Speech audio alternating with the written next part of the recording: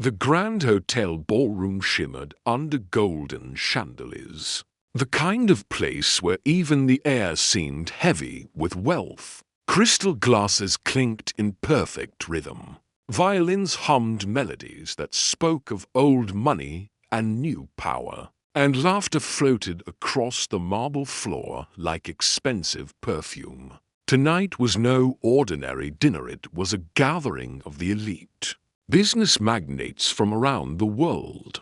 Men and women whose signatures could shift economies and whose whispers could topple empires. The ceiling stretched 3 stories high, painted with cherubs and clouds that seemed to mock the earthbound mortals below. Ice sculptures shaped like swans melted slowly on tables draped in silk. Waiters in pressed uniforms moved like shadows, their existence acknowledged only when glasses ran empty or plates needed clearing. Among the sea of designer gowns and tailored suits moved Nadia, a young waitress in a simple black uniform, balancing trays of drinks with quiet grace. Her eyes stayed lowered, her movements precise.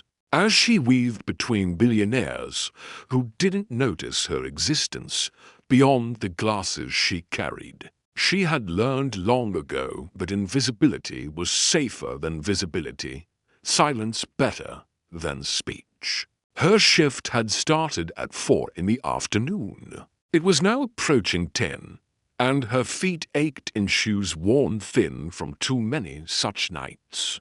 But she couldn't afford to show weakness. Jobs like these were rare, and complaints were luxuries reserved for those who had options. Nadia had none. She had been working at the hotel for 2 years, ever since her father passed away. He had been a schoolteacher, a man of modest means, but infinite wisdom. In their small apartment, surrounded by books he could barely afford, he had taught her languages, philosophy, poetry. He believed education was the one inheritance that could never be stolen. When illness took him, it left Nadia with memories, lessons, and debts she was still struggling to repay. But not everyone ignored her tonight.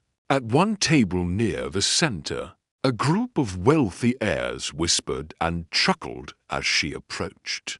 They were young men in their late 20s, sons of industrial magnates and oil barons, born into privilege they had never questioned. Their laughter grew louder as one of them, tall, smug, his tie loosened as if the world already belonged to him, leaned back and smirked.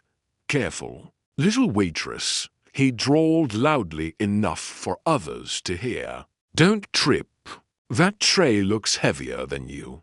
His friends erupted in laughter, eyes sparkling with cruel amusement. One slapped the table. Another raised his glass in mock toast to the joke. Nadia's cheeks burned, but she kept her composure, setting down the glasses without a word. Her hands wanted to tremble, but years of practice steadied them. "Do you think she even understands half of what's being said here?" Another sneered, his voice dripping with condescension. "She's just here to serve, nothing more. Probably never read a book that wasn't a menu." The third heir chimed in, emboldened by alcohol and arrogance. "I wonder if she knows what an investment portfolio is. Or does she think stocks means what they keep in the kitchen?" The words stung deeper than they knew. Nadia had read more books than most of them owned. She understood economics, philosophy, history. Her father had made sure of that. But what good was knowledge when the world only saw your uniform? She swallowed the humiliation, forcing her hands to remain steady as she arranged the glasses with mechanical precision. Years of experience had taught her silence was safer than speaking back. Challenge them, and you lose your job. Defend yourself, and you're labeled difficult. So she endured, as she always had. But as the mockery rippled through the hall, drawing snickers from nearby tables, none of them noticed a man seated at the farthest table, his keffiyeh draped elegantly over his shoulders, his dark eyes sharp and unreadable. He was no ordinary guest. He was Sheikh Amir al-Rashid, one of the most powerful and enigmatic billionaires in the Middle East. A man whose fortune was matched only by the mysteries surrounding him. Oil, technology, real estate, his empire spanned continents. But unlike the others in the room, he wore his wealth quietly, like a well-tailored suit rather than a crown. And though he had spoken little all night, declining interviews and avoiding small talk, he had seen everything. He had watched Nadja move through the room with dignity despite exhaustion. He had noticed how she smiled politely even when ignored, how she never once complained or slowed her pace, and he had heard every mocking word. Chapter 2. The question that changed everything. Laughter at Nadia's expense hadn't yet faded, when the deep, commanding voice of Sheikh Amir sliced through the air like a blade cutting silk. Enough. The single word silenced the table instantly. Even the musicians faltered, bowstrings hovering mid-note, unsure whether to continue. Conversations across the ballroom slowed to whispers, then stopped altogether. Eyes turned toward the sheikh, who rarely spoke in public and was known to value silence over spectacle. Amir leaned back in his chair, his posture relaxed, but his gaze sharp as a hawk's, sweeping across the room before settling on the group of mocking heirs. His tone was calm, measured, but carried an authority that made men twice their age shrink in their seats. "You find amusement in humiliating those who serve you?" he asked, his voice cold and precise. "You laugh at someone who works while you play, someone who stands while you sit in comfort. Tell me, then perhaps you will find amusement in answering a simple question." The air shifted uncomfortably, their smirks faltering like candles in wind. The one who had started it all opened his mouth as if to respond, but no words came. The ballroom had become a courtroom, and they were suddenly on trial. Amir's eyes narrowed, and in perfect, flawless Arabic, the classical dialect of scholars and poets, he asked, "If wealth is measured not by gold, but by honor, what then is a man worth?" The room fell utterly silent. The question hung in the air, heavy and strange, like incense in a closed room. Some guests exchanged confused glances, others frowned, whispering hasty translations to one another. A few of the older attendees recognized the question. It was from ancient wisdom, the kind taught in madrasas and passed down through generations. The smug heir who had mocked Nadja earlier opened his mouth, then closed it again. His arrogance cracked into panic. He looked to his friends, but they were equally lost, their expensive educations suddenly useless. None of them knew the answer. None of them had ever needed to. Seconds stretched like hours. The silence became uncomfortable, then embarrassing. Sweat formed on the heir's brow. The sheikh's lips curved ever so slightly, not quite a smile. More like the expression of a teacher watching a student fail a test they should have passed. No reply by C. His voice lowered, dangerous. Then perhaps someone else among us understands what you do not. His gaze shifted, sweeping the room slowly, deliberately until it stopped on her. Nadia. The waitress froze, her tray trembling in her hands. For a moment, she thought he had mistaken her for someone else. But no, his eyes were fixed on her with deliberate intent, with a purpose that made her heart race. "You," Amir said softly, yet his voice carried across the hall like a bell. "Do you know the answer?" Every head turned. Whispers erupted like wildfire. "The waitress. Is he serious? Has he lost his mind?" Guests leaned forward, some in curiosity, others in anticipation of another humiliation.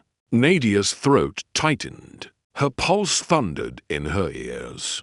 She wanted to disappear, to melt into the floor, to wake up and find this was all a nightmare. But deep within, beneath the fear and shame, words stirred words her late father, a schoolteacher with worn hands and a gentle smile, had once taught her in the very same Arabic the Sheikh had spoken. She remembered being 10 years old, sitting at their small kitchen table while her father pointed to verses in an old book. "Knowledge is dignity," he had told her. "Never forget that, Nadia. No matter what the world tells you." She drew in a shaky breath, feeling every eye upon her, feeling the weight of judgment and curiosity and doubt. Then, in a voice that trembled but held true, she spoke clearly, her accent gentle, but her words precise. "A man without honor is poor. Even if he sits on mountains of gold." The hall went utterly still. Time seemed to stop.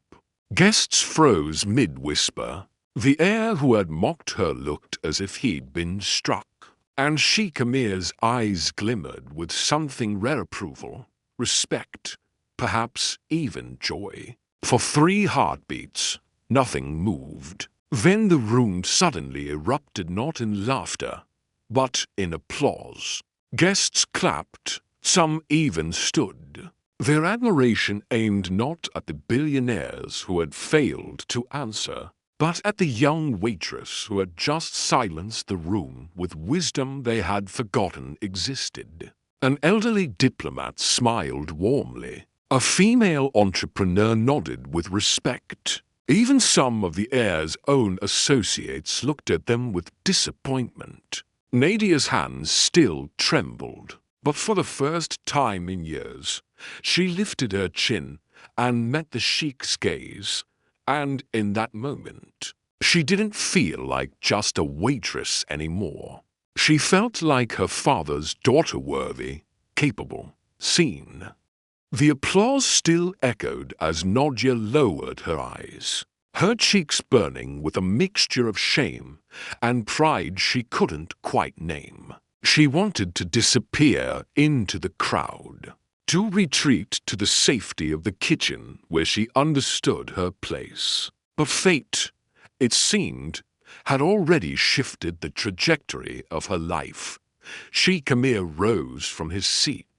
The sight alone was enough to command silence again. He was tall, dignified, his movements measured and deliberate. Every step he took across the ballroom floor carried the weight of power and respect earned through decades of quiet authority. Gasps rippled through the crowd as he walked past the rows of guests, past the magnates, the heirs, the socialites who suddenly seemed small in comparison until he stood directly before the waitress, who only moments ago had been mocked and dismissed. Nadia swallowed hard, her tray pressed against her chest like a shield. Up close, Sheikh Amir was even more imposing, not through intimidation, but through presence. His eyes were dark and thoughtful, carrying the weight of someone who had seen both the heights and depths of human nature. His voice was calm, but laced with something that made her knees weaken. "What is your name?" Her voice quivered. "Enodja, Your Excellency." He nodded slowly, as if the name itself carried meaning. "Nodja," he repeated, tasting each syllable. "Do you know what you have done tonight?" She shook her head timidly. "I only," answered, "Sir, my father taught me those words when I was young." A faint smile tugged at his lips.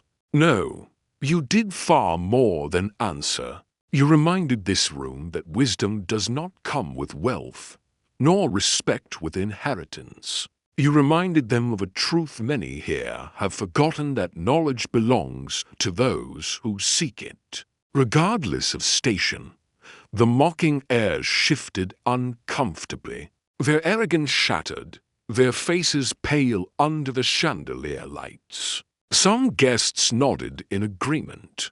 Others watched in fascination. Amir turned slightly, addressing the whole with a voice that brooked no argument. "Let this be known, honor does not bow to gold. It bows only to truth. And tonight, truth was spoken not by those born into privilege, but by someone who earned her wisdom through hardship." Applause rose again, louder, more genuine this time. Even those who had once ignored Nodja now looked at her with admiration, as if seeing her for the first time. But amid the clapping, Amir leaned closer to her, his voice dropping so only she could hear. "You carry something rare, Nodja. Do not hide it beneath trays and uniforms. The world needs voices like yours." Her heart pounded. No one had ever spoken to her like that before, not as a servant, not as someone invisible, but as an equal, as someone worthy of being heard. And as the sheik stepped back, his eyes still lingering on her with something that looked almost like hope, Nodja realized this was not the end of an evening's humiliation. It was the beginning of a story that would change her life forever. The ballroom slowly returned to its rhythm, but whispers still floated through the air like incense. Some guests debated Nadia's answer with newfound respect, while others, especially the humiliated heirs, kept their heads low. Their laughter silenced, and their pride wounded. Nodja, however, retreated quickly into the kitchen, her sanctuary of steel counters and steaming pots. Her heart was racing, her hands trembling so badly she almost dropped a stack of glasses. She leaned against the counter, trying to steady her breath, trying to process what had just happened.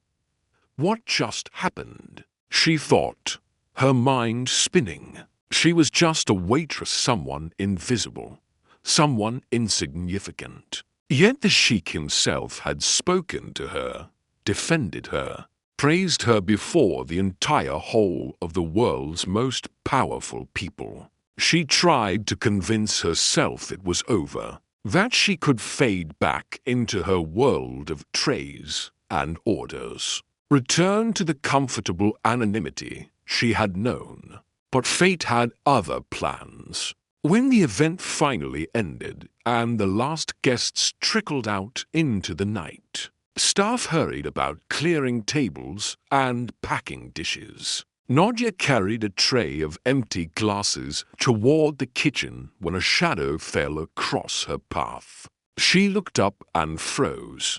Sheikh Amir stood before her, his presence towering even in the emptying hall, his expression unreadable. Unlike the others, he wasn't surrounded by bodyguards or aides or the usual entourage of the wealthy. He had come alone, deliberately, purposefully.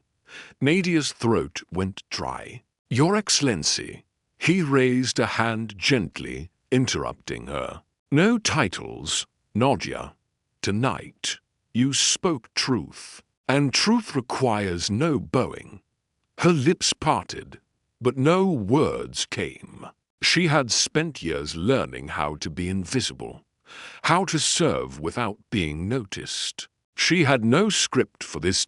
Mir studied her for a long moment, his dark eyes searching hers as if looking for something specific. Then he said, I will not waste time with flattery or false modesty. You are different. You see beyond surface and gold. Tell me, have you ever considered what you might do if the world listened to you, instead of ignoring you? The question stunned her into silence. She had never thought of such a thing. She was used to long hours, tight wages, and dreams that faded a little more each year. The idea that she, Nadia, the waitress, could be heard, that her voice might matter, seemed impossible, almost laughable. I wouldn't know where to begin, she whispered honestly. A small smile touched his lips, the first genuine warmth she had seen from him. Then perhaps you need an invitation. From the folds of his robe, Amir produced a card, elegant, gold embossed with the seal of his foundation. The paper felt thick and expensive between her fingers, the calligraphy perfect. Tomorrow evening, he said, placing it in her trembling hand. A private gathering, not of the wealthy, but of thinkers, dreamers, visionaries, people who want to change the world, not just own it. Come, speak. You may find your voice is worth more than you realize. Nadia stared at the card, disbelief flooding through her like ice water. Me? But I'm just... You are not just anything, Amir interrupted firmly, his eyes locking onto hers with an intensity that made her breath catch. The world will try to convince you otherwise. They will tell you that you're only a waitress, only a servant, only someone small. But remember what you proved tonight. Honor and wisdom bowed to no one. For a long moment, silence stretched between them. The ballroom had emptied, leaving only the two of them in a space that suddenly felt both vast and intimate. Then, with a graceful nod, the sheik turned and walked away, his robes flowing like a tide, leaving Nadia clutching the invitation as if it were the most precious thing she had ever held. Later that night, alone in her small apartment on the edge of the city, Nadia sat at her worn kitchen table, the invitation glowing under the dim yellow light of a single bulb. The apartment was cramped, one room serving as bedroom, living space, and kitchen combined. The walls were thin enough that she could hear her neighbors arguing. The ceiling had a water stain that grew larger with each rain. But tonight, none of that seemed to matter. Her reflection in the cracked mirror across the room looked different, almost like a stranger. She saw not the tired waitress who had left for work that morning, but someone else. Someone who had stood before the powerful and spoken truth. Someone who had been seen.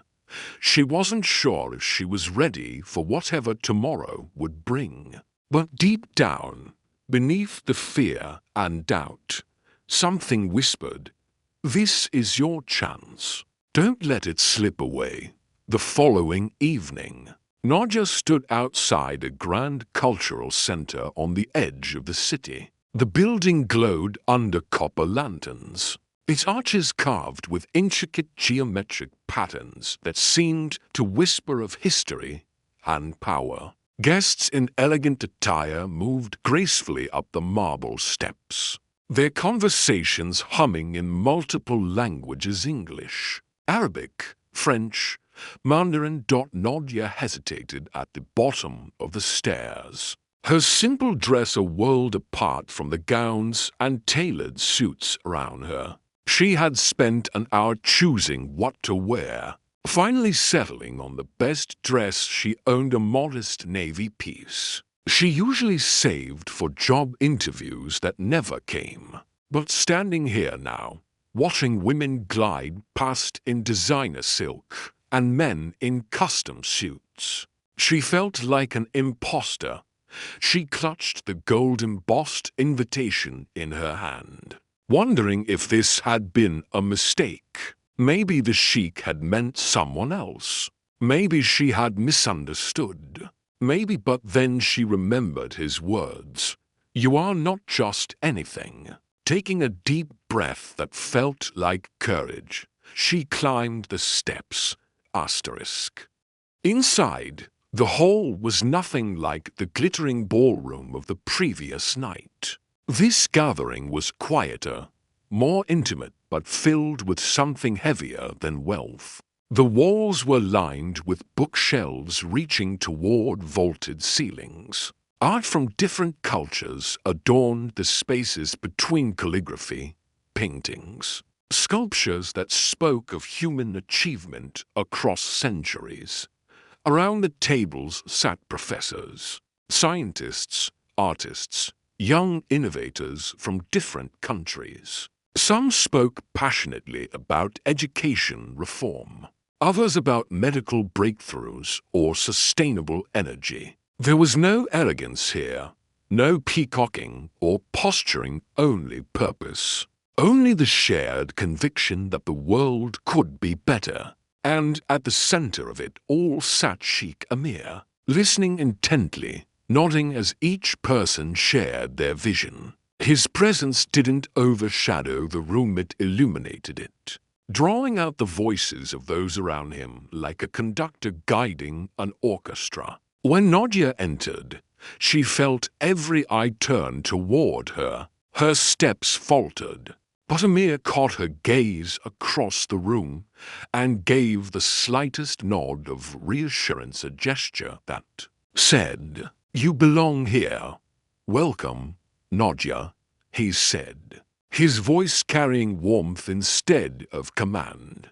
"Come, sit with us." She found herself seated between a young engineer from Egypt and a poet from Lebanon. They greeted her kindly, introducing themselves with genuine interest rather than the polite dismissiveness she was used to. "I'm Omar," the engineer said, shaking her hand. "I work on water purification systems for rural areas. And I'm Layla," the poet added with a warm smile. "I write about women's experiences in conflict zones." Nadia felt overwhelmed. These were people changing the world. What was she doing here? As the evening unfolded, people rose one by one to share ideas. A woman from Kenya spoke about solar-powered irrigation. A man from India detailed a project for free medical clinics. A young programmer from Palestine demonstrated software that helped refugees access education. Applause followed each presentation, the sheikh listening with sharp focus, occasionally asking questions that revealed the depth of his understanding. Then Amir's voice rang out, "And now, I would like Nadia to speak." Her heart stopped. The room stilled. Dozens of eyes turned toward her.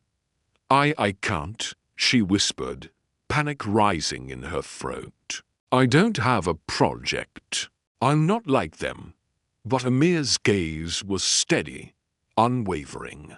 "You already spoke yesterday, before hundreds. Tonight, you only need to speak truth. That is more valuable than any project." Dozens of eyes waited. Nadia's hands trembled beneath the table. Her voice caught in her throat. But then she remembered her father, his lessons at the kitchen table. His belief that knowledge wasn't measured in titles or wealth. His conviction that every voice mattered.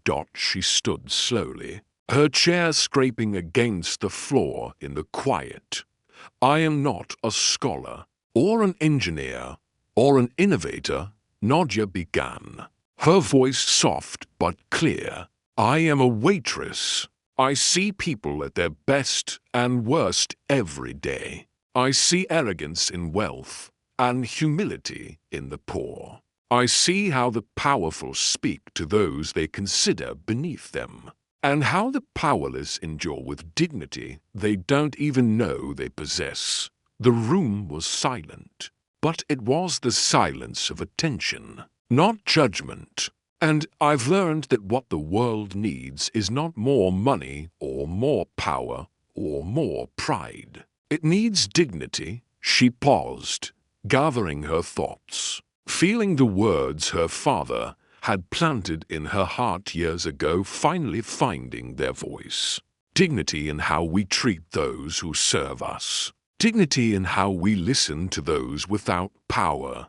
Dignity in remembering that every person, no matter their station, carries worth. That cannot be measured by bank accounts or titles. Because without dignity, no invention, no empire, no fortune can last. They all crumble because they're built on foundations of sand. When she finished, the hall was silent, not in dismissal, but in awe. Then applause began, first polite, then stronger, then thunderous, until the entire hall was clapping for her. Some stood, others nodded with tears in their eyes. Sheikh Amir smiled faintly, pride flickering in his dark eyes like firelight. As the applause died down, one of the foundation members, an elderly professor with silver hair, leaned forward. She speaks profound truth. Sheikh Amir, with your permission, I propose she joins the foundation as a voice for workers, someone who understands life at the ground level, someone who reminds us why we do this work. Gasps rippled through the hall. Nadia's eyes widened. Her, a member of this circle of visionaries and leaders. Amir's voice was calm but firm. I do not need to decide. The truth has already chosen her. The question is, Nadia, will you accept? Every eye turned to her again. She felt the weight of expectation, the impossibility of it all. But she also felt something else, the fire her father had lit in her all those years ago. The belief that she was worth more than the world had told her. Yes, she whispered. Then, stronger, yes, I will. And just like that, Nadia realized her life had shifted on its axis. She was no longer only a waitress in the corner of the ballroom. She was a voice among visionaries, a reminder of truths they had forgotten. The applause still echoed in Nadia's ears as the gathering slowly broke into smaller groups. Some visionaries came forward to shake her hand, praising her courage and welcoming her into their circle. The young engineer from Egypt told her, your words reminded me why I started my work. The poet smiled warmly and added, sometimes the simplest truths are the ones we forget most easily. But not everyone shared their admiration. At the far side of the hall, two men in tailored suits whispered harshly, their faces dark with displeasure. They were senior members of the foundation, men who had been in Amir's circle for years, men accustomed to influence and deference. This is absurd, one hissed. His name was Karim, an investor with sharp features and sharper ambitions. A waitress among us. What credibility does she have? What connections? What wealth to contribute? She embarrassed the elite last night. And now he brings her here. The other sneered, a businessman named Rashid. If Amir continues down this path, his judgment will be questioned. The foundation will become a joke. Their words spread quietly, like poison in water. By the time Nadia returned to her seat, she could feel the weight of skeptical eyes. The whispers that followed her like shadows. Days passed after the foundation gathering, but the whispers didn't fade. If anything, they grew sharper, more pointed. The news of a waitress who silenced billionaires spread beyond the ballroom and into newspapers, blogs, and social media. Some praised her courage and authenticity. Others mocked her presence, claiming she was nothing more than a charity project of Sheikh Amir. A publicity stunt to make the foundation seem progressive. Within the foundation itself, pressure mounted. Karim and his allies, men who had grown comfortable with their positions and resistant to change, stirred doubts among other members. She is only here because the Sheikh favors her, they said in hushed meetings. Take him out of the room, and her voice will vanish. She has no real substance. The murmurs reached Nadia's ears through sympathetic members who warned her, and though Amir reassured her during their brief encounters, the weight of those words pressed heavily on her chest. Maybe they were right. Maybe she was just a token, a feel-good story that would fade. The test came sooner than expected. At the next Foundation Forum, where members presented their ideas and initiatives, Karim stood and addressed the room with a voice dripping in false courtesy. Tonight, he said, his smile thin and calculated, we have heard from engineers, doctors, and scholars, but one question lingers in many minds. He turned his sharp gaze toward Nadia. Is our new member here because of her own merit or only because of Sheikh Amir's protection? The hall stirred. Some frowned at his bluntness, uncomfortable with the direct attack. Others leaned forward with curiosity, eager to see how she would respond. Karim smiled thinly, sensing blood in the water. So, let us have her prove it. Miss Nadia, stand and tell us, what would you change in this world if given the chance? No help, no Sheikh's words to hide behind. Only your own vision. The challenge was laid bare, a trap designed to expose her as an imposter. Nadia's hands went cold. Her chair suddenly felt too small, the hall too large. Every eye burned into her, waiting, judging, some hoping she would succeed, others eager to see her fail. For a moment, she wanted to run, to shrink, to let the earth swallow her whole. I don't belong here, her fear screamed. They're right. I'm just a waitress who got lucky. But then, like a whisper in her heart, her father's words returned. Dignity is worth more than gold. Nadia, never forget that. And Sheikh Amir's steady gaze met hers from across the room. Not commanding, not saving her, only reminding her silently, your voice matters. Use it. Nadia stood. Her knees trembled, but her voice, though soft at first, carried. You ask what I would change, she began, looking directly at Karim. I would change the way the world measures worth. The room quieted, curiosity replacing skepticism.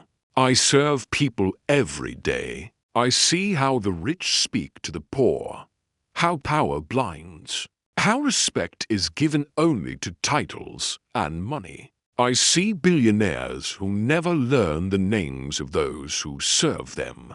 I see workers dismissed as if they're invisible, as if their labor and dignity mean nothing. Her voice grew stronger with every word, fueled by years of accumulated observations and suppressed truths. But what I've learned is this true worth is not in gold or position. It is in how we treat one another when no one is watching. It's in the kindness we show when there's nothing to gain. It's in the respect we give to those who cannot elevate us. She paused, feeling the room's attention like a physical force. If I could change something, I would make dignity a currency more valuable than gold. I would make kindness a law stronger than any contract. I would make honor the wealth we chase. Because without these, every empire, every invention, every fortune is just dust waiting to scatter in the wind.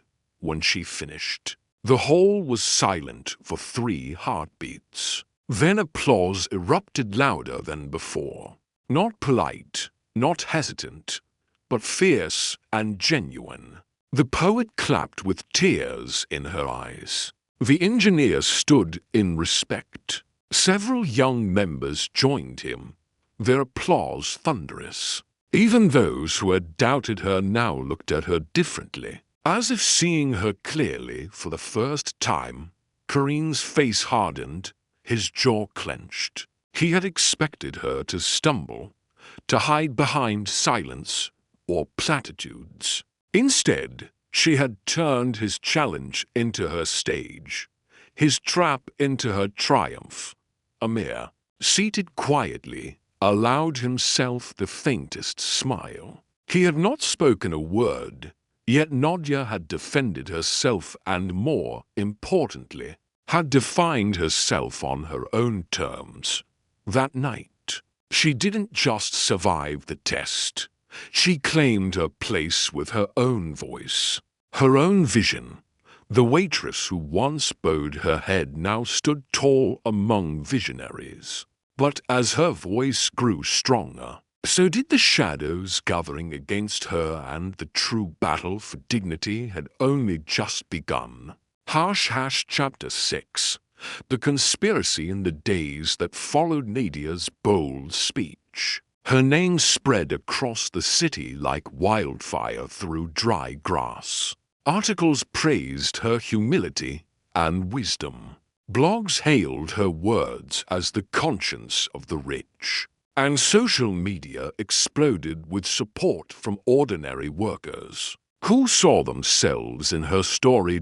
Common people, cleaners, drivers, nurses, teachers began to whisper her name with admiration. She became a symbol of something they had long believed, but never dared to voice. That their dignity mattered. But with recognition came enemies, and with visibility came danger.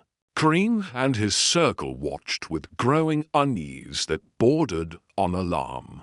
To them, Nadia was not simply a waitress with brave words, she was a threat to the established order. If Amir truly empowered her, if her influence continued to grow, their own hold on the foundation could crumble. The foundation was supposed to be their platform, their source of prestige and connections. They couldn't let some nobody from a kitchen destroy that. And so they planned. One evening, Kareem met with his allies in a private study lined with mahogany shelves and golden lamps. The room smelled of expensive cigars and older money. Glasses of wine clinked, but their voices were sharp and low, conspiratorial. "She embarrassed us once," Kareem said, his eyes cold and calculating. "And then again, she turned my challenge into her triumph. If we allow this to continue, she will grow stronger." Amir listens to her now more than to us. Can you imagine? A waitress having more influence than investors and executives? "So what do you propose?" asked Rashid, swirling his wine.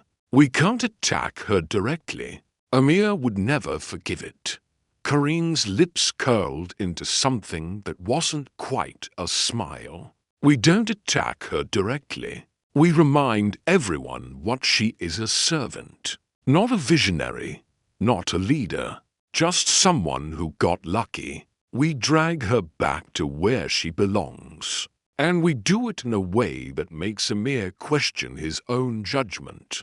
Another member leaned forward. "How? We discredit her," Kareem said simply. "We expose her as unworthy, perhaps even dangerous. If possible, we humiliate her in front of Amir and the entire foundation.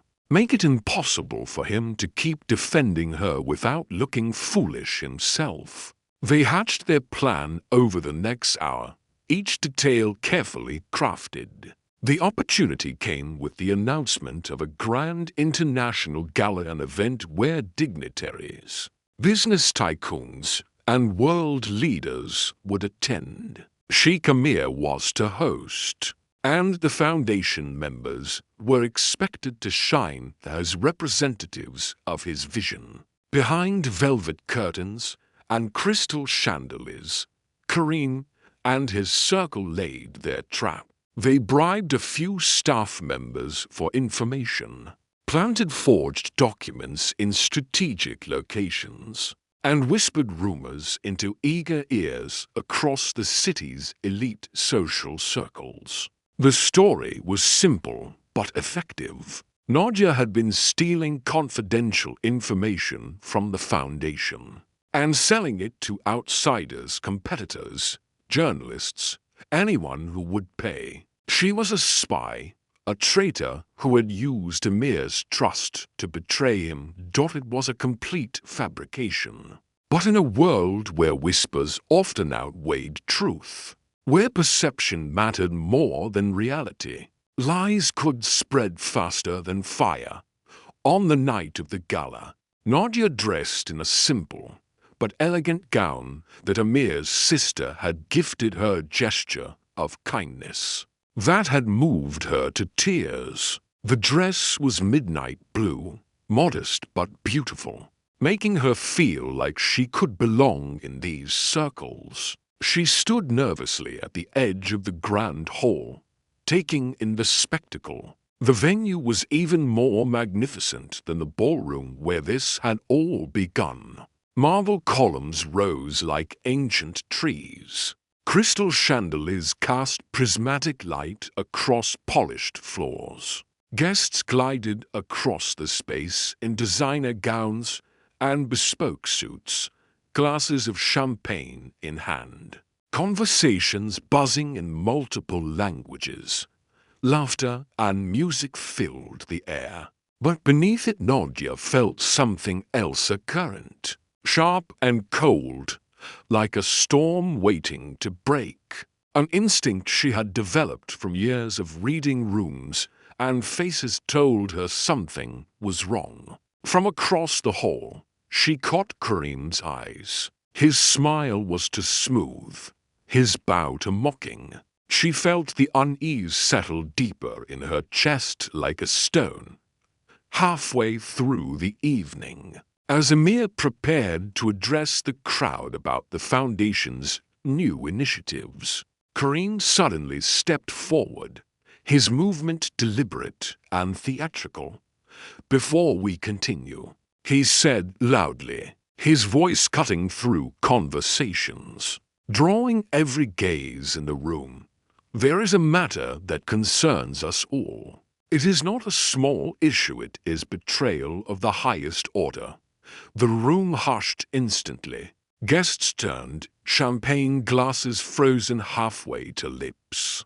Amir's brow furrowed, his expression shifting from confusion to warning.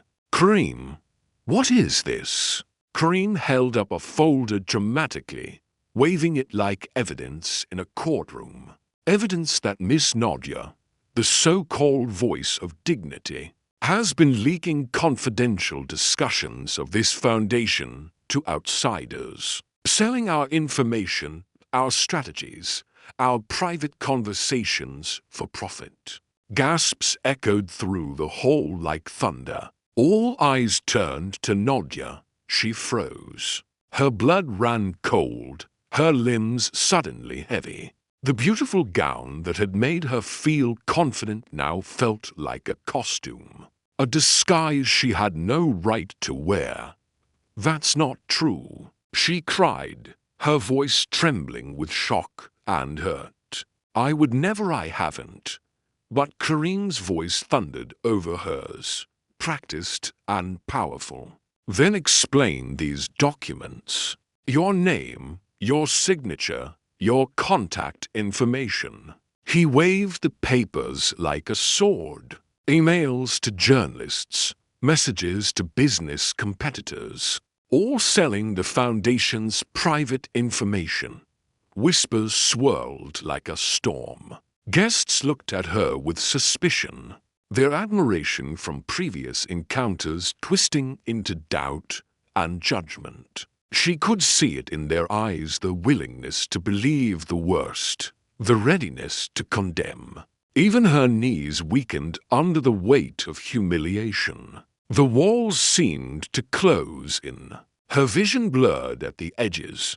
She turned toward Amir, her only hope, the one person who had believed in her from the beginning. But his face was unreadable. His eyes fixed on the papers in Kareem's hand with an intensity that made her heart sink. Her voice broke. "Sheikh, you have to believe me. I would never betray you. Never." And in that silence, between accusation and judgment, the room waited. Would Amir defend her, or let the storm consume her? The gala hall was so quiet that even the soft hum of the chandeliers seemed loud. Every guest leaned in, waiting to see Sheikh Amir's reaction. His reputation for fairness was legendary, built over decades of careful judgment. But so was his sharp intolerance for betrayal. He had cut ties with lifelong partners. Over matters of dishonesty, Nadia stood trembling, her heart hammering against her ribs like a caged bird. "This is it," she thought. "One lie, and everything ends here. All the progress, all the hope, all the belief that she could be more than what the world had told her gone in an instant." Kareem's voice rang smooth and venomous. "Do you see, Your Excellency? This is the danger of elevating servants to seats of power. They cannot resist temptation when it presents itself. She fooled us all with pretty words about dignity, but in the end, she was just looking for an opportunity to profit from our trust." The whispers thickened, a poisonous chorus of agreement and condemnation. Finally, Amir raised a hand. The hall stilled instantly, as if he had commanded the very air to stop moving. His gaze swept from Kareem to Nadia, and then to the documents clutched in Kareem's hand. His expression remained neutral, but his eyes, those dark, penetrating eyes, missed nothing.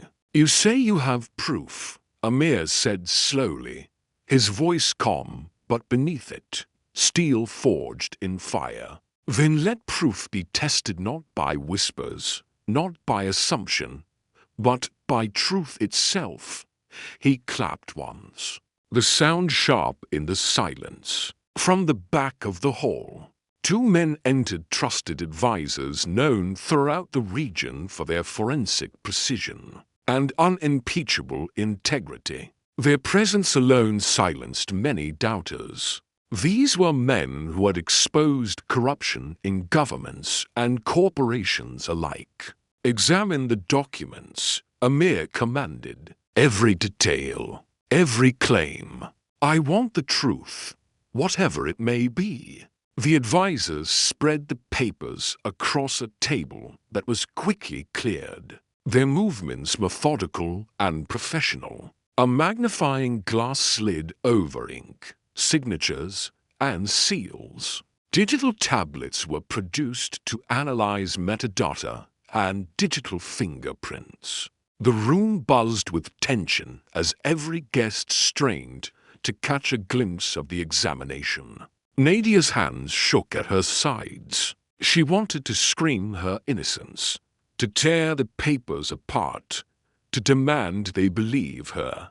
But she forced herself to stay silent. If she spoke too much, it would sound like desperation, like the protests of someone with something to hide. She remembered Amir's lesson from that first night. Truth does not need shouting, it needs patience. Minutes passed like hours. Each second felt like an eternity. She could feel judgmental eyes on her, could hear the whispered speculations. Finally, one advisor looked up, his expression grave but certain. "Your Excellency," he said carefully, his voice carrying across the silent hall.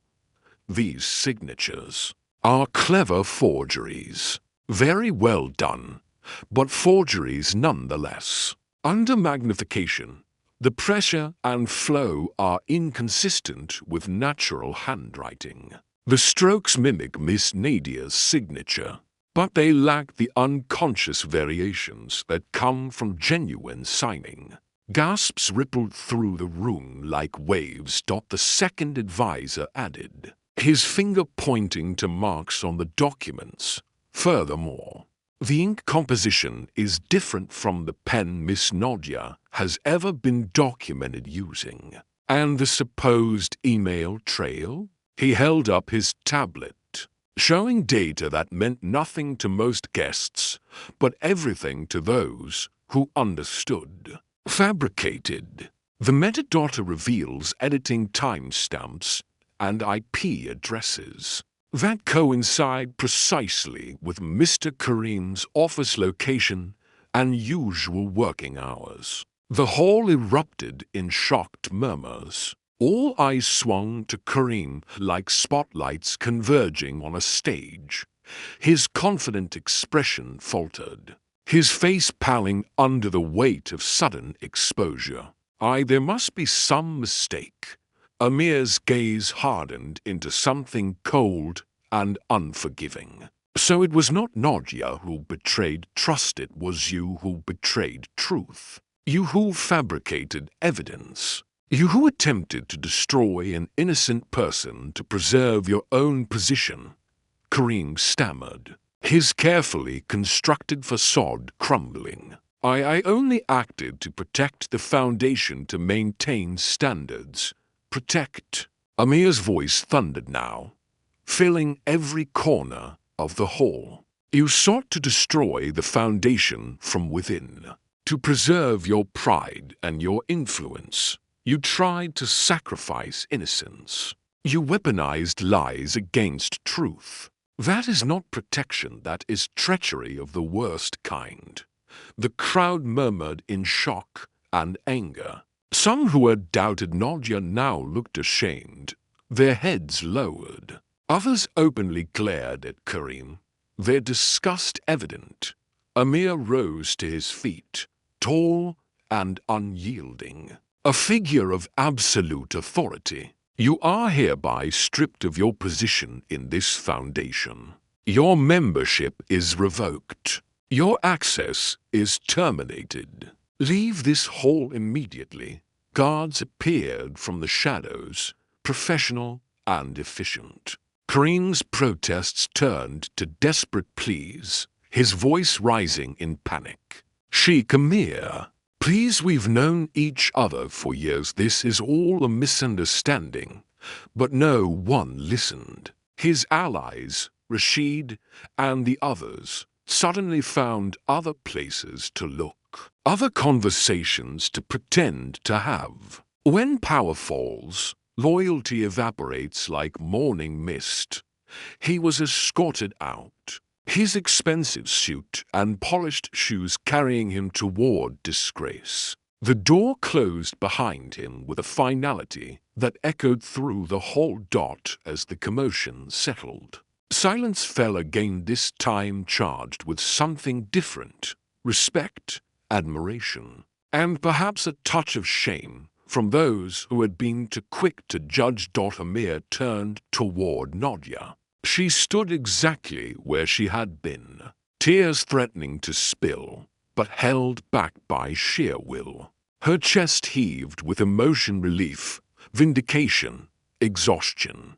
"You stood before lies and did not crumble," Amir said, his voice softer now, but no less powerful. "Do you see now why you belong here? Not because of privilege, not because of protection, but because of character." Her eyes burned with unshed tears, but she held them back, lifting her chin slightly. "Not because I am special, Sheikh. Only because truth is stronger than fear, and dignity cannot be stolen, only surrendered." He inclined his head, a faint smile touching his eyes. "And that is precisely why you are special. That understanding makes you irreplaceable." The hall erupted in applause, not polite, not hesitant, but fierce and genuine. People stood, some wiping their own tears. The poet from Lebanon embraced her. The engineer from Egypt shook her hand firmly. Even the elderly professor who had first suggested her membership approached with obvious respect.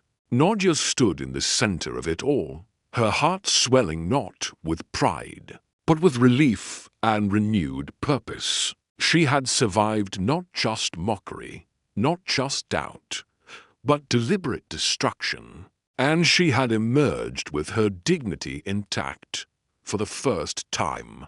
She realized she was no longer the waitress mocked at a corner table. She was a woman who had stood against the storm and endured. She was a voice that could not be silenced by lies or intimidation. But as the applause thundered around her, Nadia felt a quiet truth settle in her chest. This was not the end. For every Kareem cast aside, another shadow waited to rise. The powerful did not surrender their positions easily, and if she was to survive in this world of power and influence, she would need more than courage. She would need wisdom, allies, and, above all, unwavering resilience.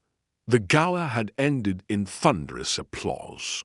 But when Nadia woke the next morning in her small apartment, the weight of everything pressed against her chest like a physical force. Sunlight spilled through the thin curtains, touching the same cracked walls and worn-out furniture she had known all her life.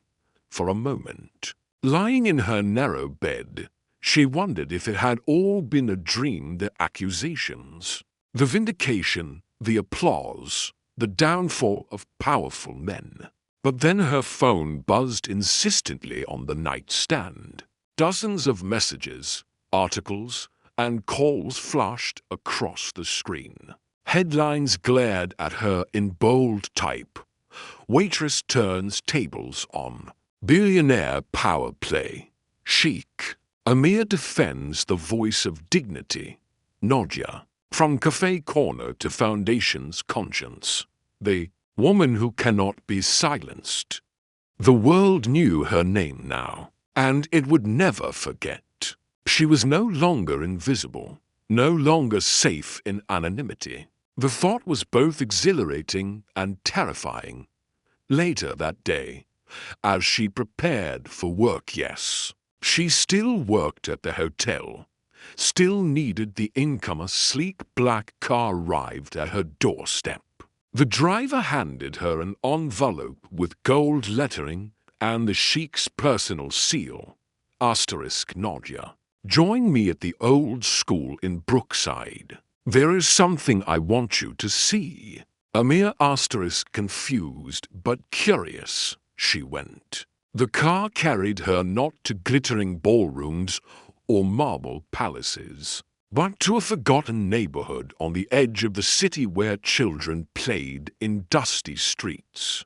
where walls crumbled under decades of neglect, where hope seemed as scarce as clean water. There, standing in front of a dilapidated school building, was Sheikh Amir. No entourage, no fanfare, no cameras or handlers, only him, his traditional robe brushed with dust, his eyes thoughtful and distant. The building behind him was a ruin. Windows were shattered, their glass long gone. Walls were stained with water damage and graffiti. The courtyard where children should have played was overgrown with weeds pushing through cracked concrete. This, Amir said, gesturing to the building with something like pain in his voice, was once my father's dream. A school for the poor.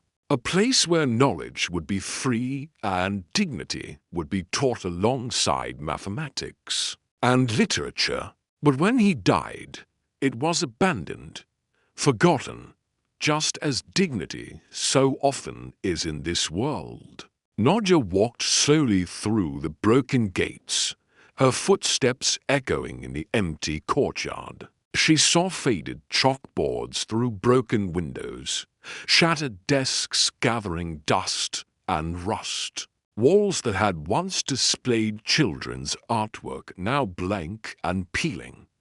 But in her mind, she could almost hear the laughter of children that once filled these halls. She could imagine her father teaching here, his gentle voice explaining difficult concepts with patience and love.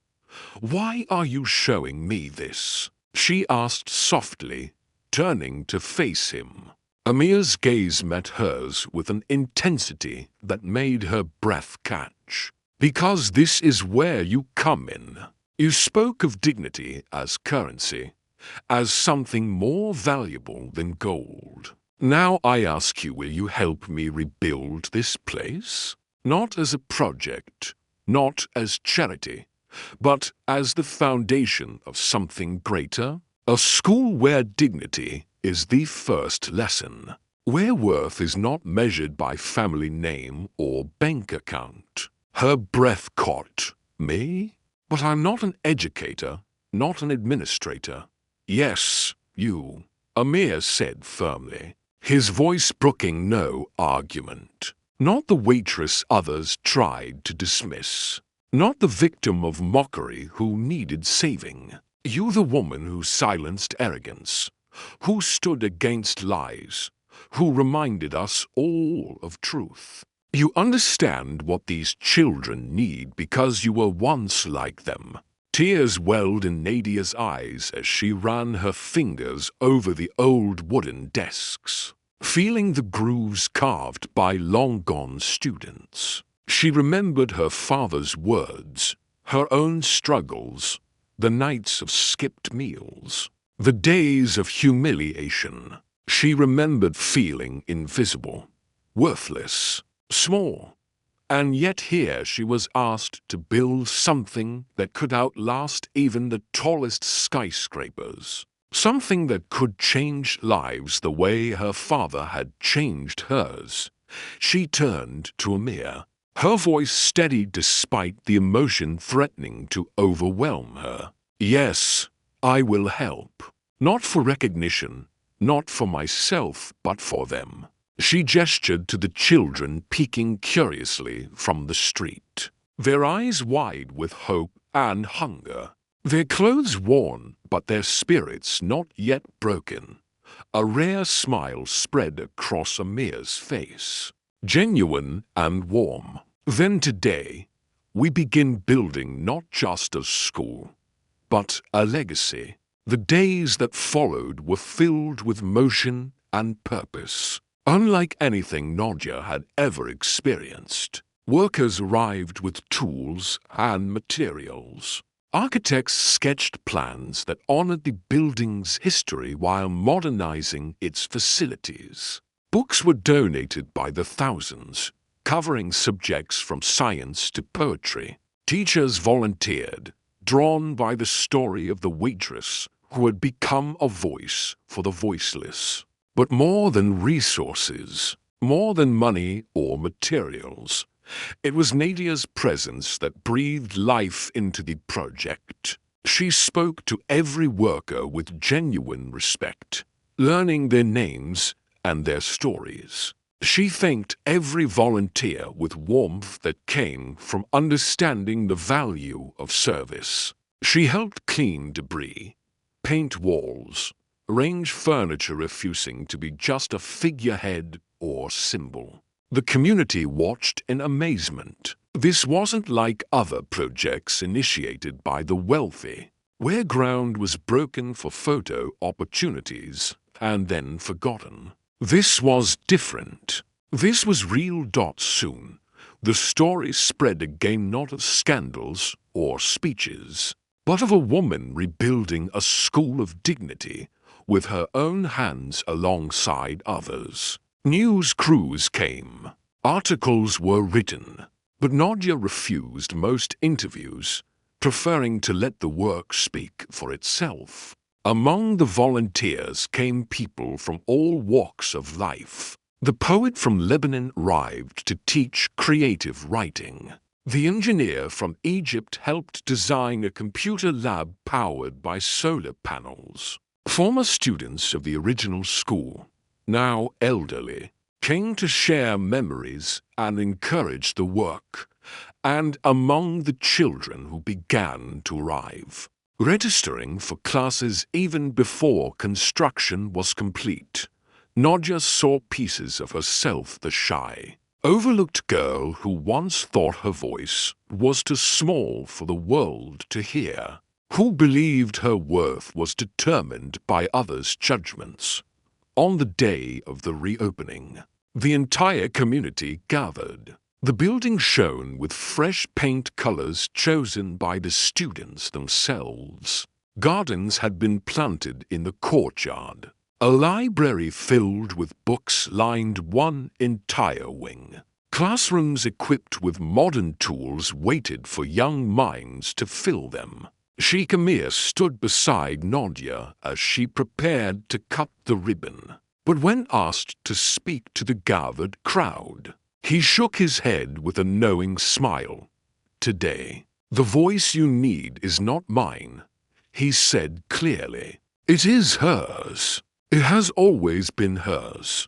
Nadia stepped forward, her heart pounding, but her voice steady, and looked at the sea of faces before her: teachers, students, parents, workers, community members, and some of the foundation members who had once doubted her. "This school is not just walls and books," she said, her voice carrying across the courtyard. "It is not just desks and chalkboards. It is proof that dignity can rebuild what was broken, that kindness can outlast cruelty, that truth can silence lies, that hope can grow even in forgotten places." She paused, looking at the children in the front row, their eyes shining with possibility. Asterisk. If one waitress, someone the world tried to make invisible, can stand here today, then so can any of you. Because worth is not given by wealth or position. It is not inherited or purchased. It is lived through courage, honored through action, and passed forward through education and dignity. Thunderous applause rose not from elites in gowns and suits, but from ordinary people whose lives would be changed, whose children would learn not just mathematics and science, but that they mattered, that their voices counted, that dignity was their birthright. As the ribbon was cut and children rushed through the gates with laughter that had been absent for too long, Nadia felt her father's presence like a warm hand on her shoulder. This was what he had taught her for. This was what all the struggle had been building toward. 6 months later, the School of Dignity was thriving.